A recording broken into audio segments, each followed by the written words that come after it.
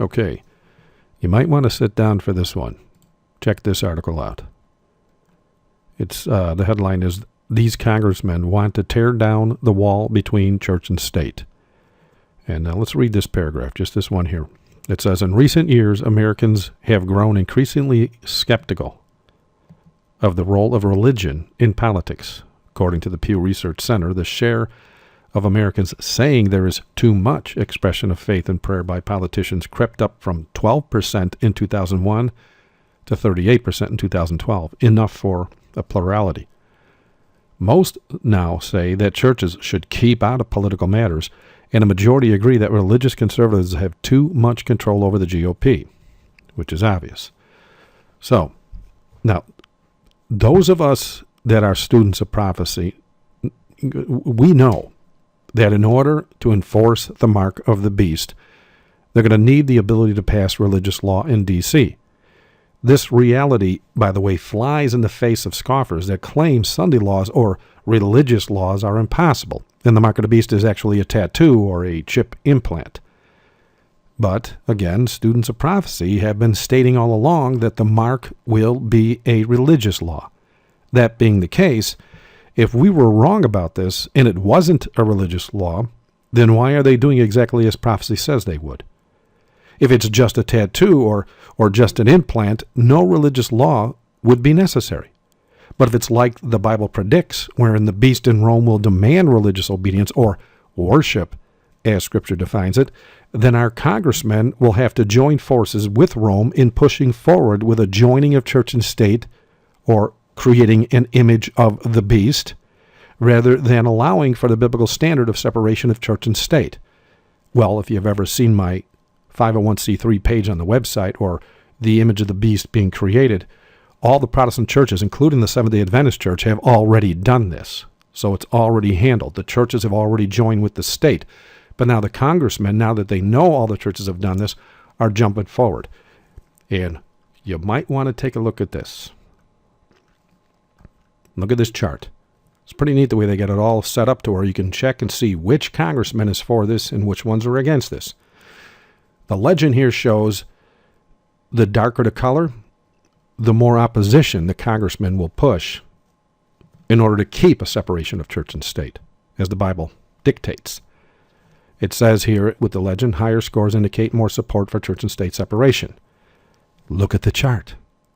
The overwhelming majority of the congressmen in the United States of America, they're on board with Rome. So, again I ask, if it's not as prophecy states, which is Rome will seek to pass Sunday laws so as to assure billions break God's law and join with the enemy of souls in denying Jesus Christ as creator, then why are they doing exactly as the prophecy predicted? The leaders in the nation are joining with the church, or demanding a joining of the church. They've already got it with the churches. The churches have already created an image of the beast. If you want some information on that, just go to remedyGod.org, go to the prophecy section, go to prophecy of today, go down to 501c3. As of March 7, 2006, if your church has a 501c3, your pastor in your church or ministry is considered an official government agent with the ability to lobby law. So you might want to check out this page or the video. It's actually on video now, too. So, to further confirm this as fact, I have a few quotes here you might want to take a look at for those that don't think Sunday laws are in the future. Look what the Vatican says here. All right. This first quote says, of course, the Catholic Church claims that the change of Saturday Sabbath to Sunday Sabbath was her act, and the act is a mark of her ecclesiastical authority in religious things. All right. And then here it says, Sunday is our mark of authority. The church is above the Bible, and this transference of Sabbath observance is proof of that fact. Now, why would they say they're above the Bible? Well, look around. The overwhelming majority of the Protestants out there that claim to be Bible thumpers, if you will, keep Sunday holy.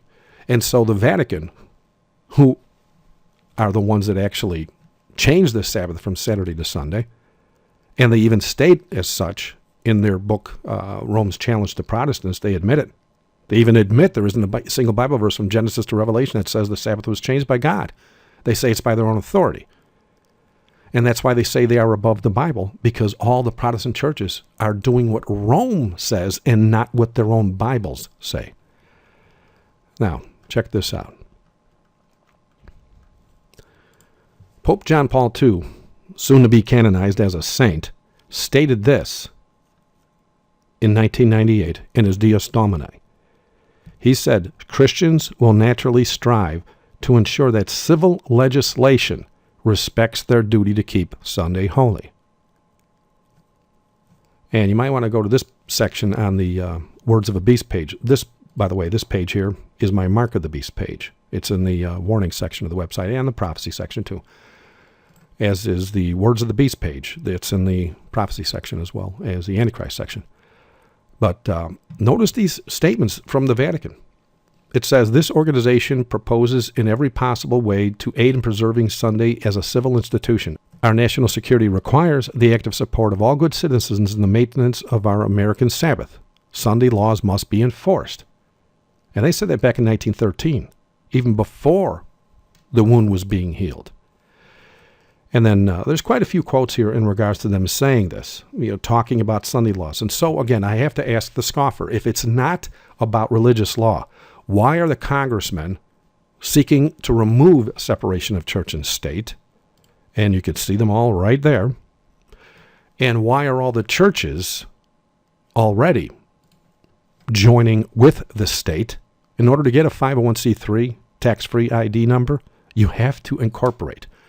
And to incorporate means to join your ministry or your church with the state of origin. The Vatican is a church and state. It's not just the Roman Catholic Church. It's also a sovereign state called Vatican City. And so the Protestant churches were prophesied to actually create an image to that beast. And then the image would be given life. And that happened March 7th, 2006, when they got the ability to lobby law. Are you in a church that has a 501c3? You're in Babylon. It's just that simple. I hope and pray you're blessed by what was shared here. And please share it with as many as possible. Thank you for watching. God bless.